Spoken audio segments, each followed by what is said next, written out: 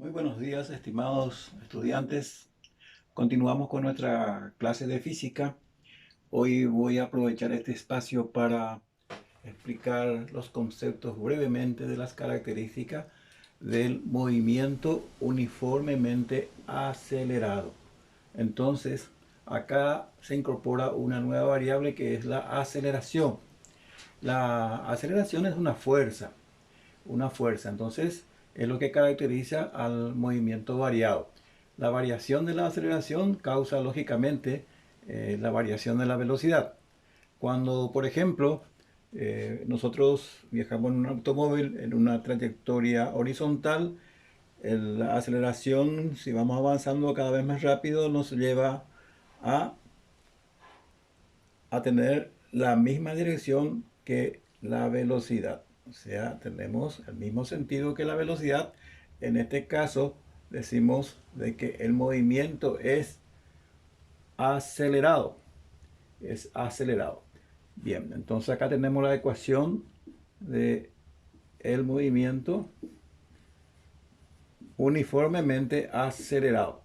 Entonces, este signo más indica justamente que la aceleración es positiva. Entonces, ¿cuándo es acelerado? Cuando la aceleración y la velocidad tienen el mismo sentido. Entonces, nuestro móvil acelera. Pero, ¿qué pasa cuando, por ejemplo, nosotros aprestamos el freno y nuestro móvil se va deteniendo? Entonces, la aceleración tiene sentido opuesto a la velocidad. Entonces, el movimiento va a ser retardado. Entonces, marcamos acá con el signo menos. Como estamos estudiando el movimiento variado unidireccional, entonces unidimensional, vamos a ver el movimiento sobre la X y vamos a ver el movimiento sobre la Y. Acá tenemos movimiento de trayectoria rectilínea sobre la horizontal, entonces usamos la A como su valor.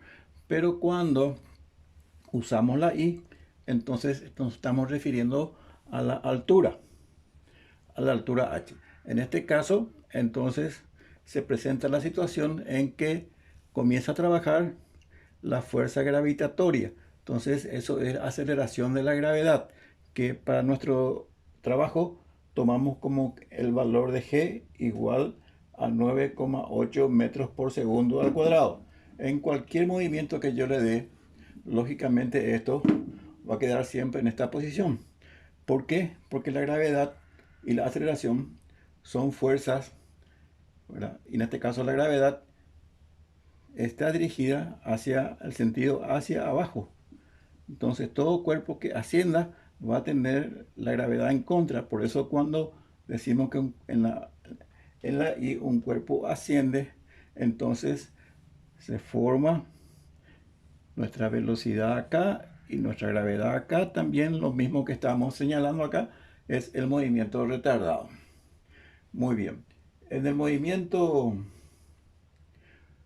uniformemente acelerado usamos la A. Y cuando es movimiento uniformemente variado por la aceleración, en la caída libre vamos a usar, en vez de A, vamos a colocar la G, el valor de G. Entonces acá tenemos, por ejemplo, velocidad es igual a la velocidad inicial. Es la velocidad con que se deja caer un cuerpo. Se deja caer.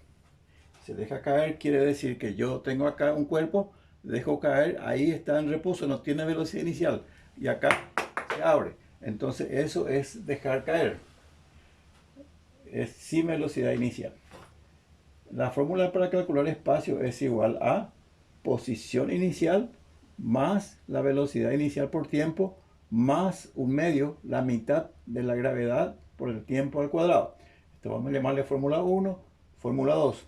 Y después tenemos una fórmula que es de Torricelli, en donde podemos calcular también cualquiera de las variables que están en la fórmula a partir de esta fórmula que no necesitamos tiempo para calcular. Acá usamos tiempo y con esta fórmula no hay tiempo, entonces podemos aprovechar también esta fórmula cuando el problema no nos da el dato del tiempo.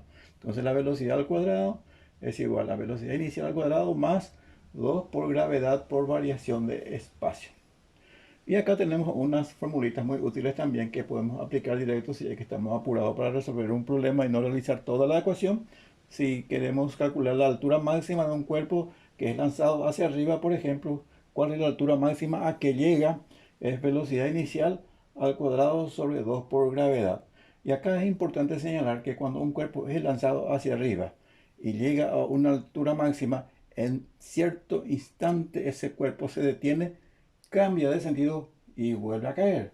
Entonces, cuando cambia de sentido, su velocidad se considera nula. Y podemos considerar también para resolver problemas como desde ese punto en su caída es un movimiento que parte sin velocidad inicial.